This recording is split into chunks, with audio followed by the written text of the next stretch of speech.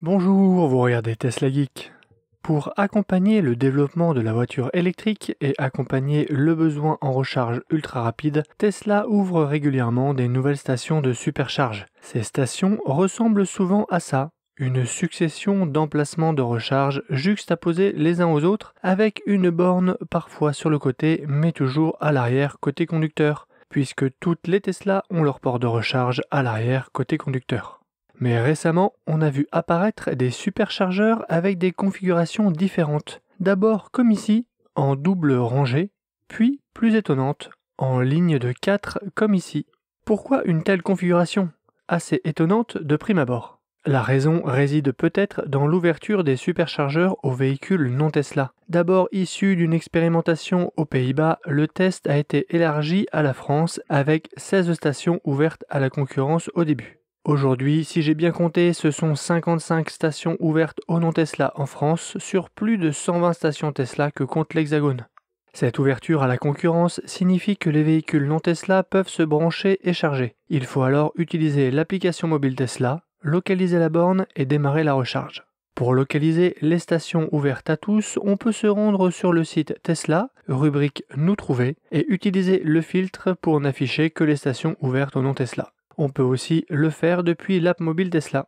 Le souci, c'est qu'il n'y a pas de norme sur l'emplacement de la prise de recharge sur les véhicules. Celle-ci peut être dans la calandre comme sur les Zoé et MG, à l'arrière conducteur comme sur les Tesla, à l'arrière passager comme sur la Kia EV6 ou sur l'aile avant comme sur le Porsche Taycan. Cette disparité rend parfois inaccessibles certaines bornes. Dans cette vidéo, je vous propose d'étudier cette nouvelle configuration pour voir si oui ou non elle limite ce risque de condamner une borne et on verra comment bien les utiliser.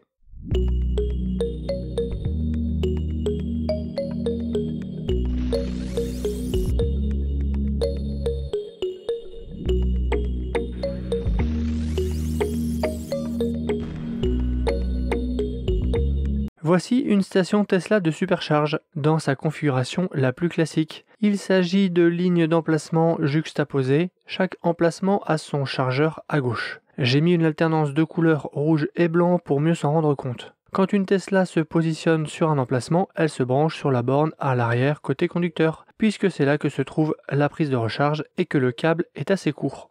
Quand d'autres Tesla arrivent, elles font de même, et comme elles ont toute la prise au même endroit, elles se branchent toutes à l'arrière-conducteur.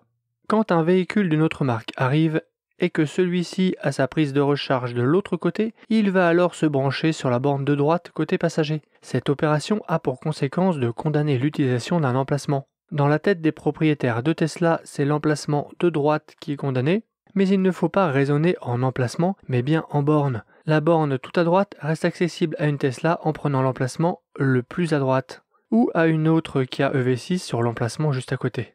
C'est en fait l'une des deux bornes de cet emplacement qui sera inutilisable en fonction du véhicule qui prendra l'emplacement. En résumé, sur cette configuration, dès qu'une voiture avec un port inversé se branche, une borne deviendra systématiquement inaccessible. Une façon d'éviter ça serait de pouvoir se brancher par derrière à la borne dont l'emplacement est inaccessible. Mais souvent, il y a un terre-plein et parfois, ce n'est même pas accessible du tout. Ou alors, il faudrait que la voiture au port inversé se branche de l'autre côté de l'emplacement le plus à gauche. Mais là aussi, parfois ce n'est pas accessible, c'est dans le passage ou séparé par un terre-plein. Vient ensuite la configuration à deux rangées. Celle-ci n'est en fait rien d'autre qu'une grande rangée coupée en deux et retournée. Elle reprend donc le même défaut que la précédente, voire même amplifie le problème, car dès qu'une voiture port inversé se branche sur une rangée, on perd un chargeur. Donc avec deux demi-rangées, si une voiture au port inversé se met sur chaque sous-rangée, on perdra alors 2 points de charge quand celui-ci sera plein. Dans cette illustration, je mets en rouge les bornes utilisées. Cet exemple illustre bien mes propos précédents. Les EV6 vont bloquer une borne par rangée, le superchargeur sera plein avec 6 véhicules alors qu'il compte 8 bornes. Alors que si les deux EV6 s'étaient mis sur la même rangée, seule une borne serait inaccessible, comme on le voit sur le schéma, et la station serait pleine à 7 véhicules. Ça fait déjà une voiture de plus. Vous le voyez, j'essaye de théoriser l'utilisation des superchargeurs en fonction de la position de la prise de recharge. Mon conseil, si vous avez une auto avec un positionnement de charge comparable à l'EV6, c'est de vous mettre à côté d'une autre auto qui a la même configuration sur la même rangée. Ces schémas sont très théoriques et ne prennent pas en compte l'ordre d'arrivée des véhicules. mais j'ai peut-être un rangement qui permettrait d'utiliser toutes les bornes. Dites-moi ce que vous en pensez. Si les deux EV6 se mettent l'une derrière l'autre, on voit que dans le coin conducteur, la borne dispo est accessible.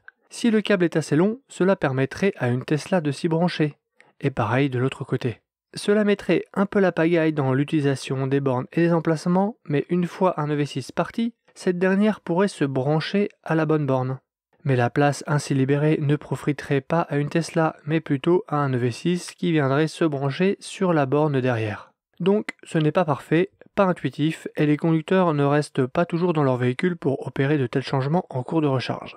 Et puis, la durée de la recharge permet-elle vraiment de faire une telle inversion ? Donc Tesla a installé des superchargeurs dans cette nouvelle configuration. Quand on y regarde de plus près, on voit que les chargeurs sont groupés par paires. Deux emplacements côte à côte sont séparés par deux bornes. Dans l'exemple, on a 2 fois 2 places en rouge et 2 fois 2 places en blanc. J'ai mis des couleurs pour vous aider à comprendre les paires.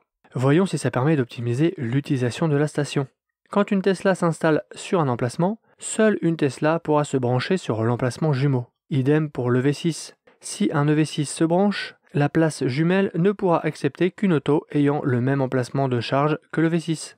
Avec cette configuration ingénieuse, Tesla limite l'impact de l'ouverture aux non-Tesla à partir du moment où cette règle simple est appliquée. Se brancher sur la place jumelle d'une voiture ayant la même position de recharge que la sienne. Cette configuration a un autre avantage, c'est qu'une voiture avec une remorque peut se brancher sans désatteler. À ne pas faire en période de pointe bien sûr, car ça occupe inutilement un emplacement. Mais en cas de trajet à faible affluence, ça peut simplifier la recharge et faire gagner un peu de temps. Personnellement, je pense n'avoir encore jamais vu une non-Tesla sur un superchargeur Tesla. Et en plus de 2 ans de Tesla, je n'ai encore jamais dû attendre. Il m'est arrivé 2 fois de prendre la dernière place libre, j'ai donc certainement eu un peu de chance, et j'ai vu une fois une file d'attente à un SUC. C'était à Senlis, et je me suis dépêché de libérer ma place. Et vous, que pensez-vous des différentes configurations de superchargeurs ? Avez-vous une préférence ? Avez-vous déjà été bloqué par un véhicule non Tesla ? Avez-vous déjà dû attendre qu'un emplacement se libère ? C'est tout pour cette vidéo, j'espère qu'elle vous aura intéressé. Personnellement, j'ai bien aimé réfléchir à ce problème d'optimisation. Il y a peut-être d'autres raisons pour Tesla d'avoir choisi cette configuration. Si c'est le cas, dites-le moi en commentaire. N'hésitez pas à vous abonner pour ne pas rater mes prochaines vidéos et à faire un tour sur teslageek.fr pour des bons plans. Actuellement, le bon plan, c'est sans doute le code promo TeslaGeek qui donne droit à 30% de remise chez TL Yard jusqu'au 7 février. Ils ont plein d'accessoires, leur offre est globalement similaire à celle d'Ancho, mais en moins cher avec ce code promo qui expire bientôt. Je vous mets le lien en description. Ma prochaine vidéo sera d'ailleurs la présentation d'un accessoire de personnalisation extérieure envoyé par TL Yard qui m'a vraiment séduit par sa qualité et son rendu. Alors à bientôt pour une prochaine vidéo.